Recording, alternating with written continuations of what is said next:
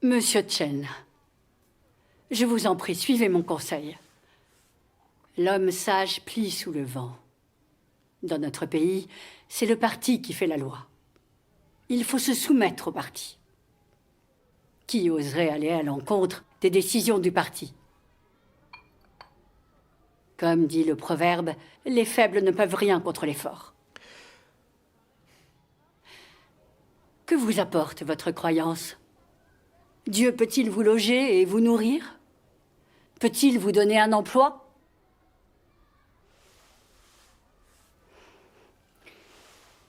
Essayez d'y réfléchir.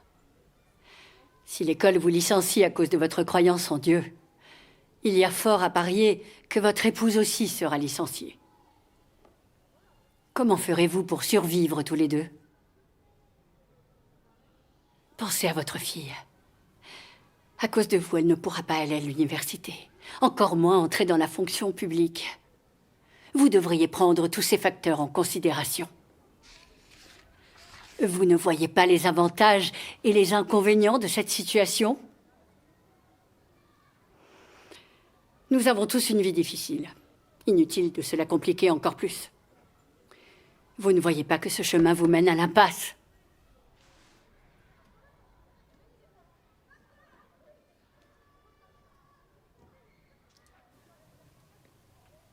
J'ai bien pris en compte tout ce que vous m'avez dit. Mais je crois que il n'y a que Dieu qui puisse décider du destin d'une personne. Le Seigneur Jésus a racheté l'humanité.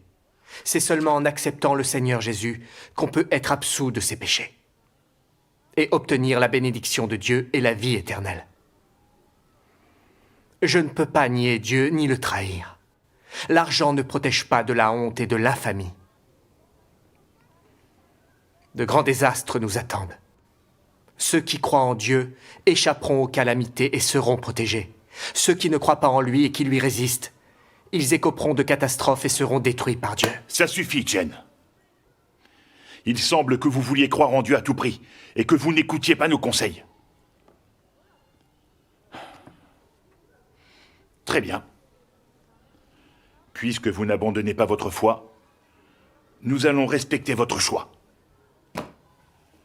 Je vous annonce officiellement qu'à partir de demain, vous ne travaillez plus ici.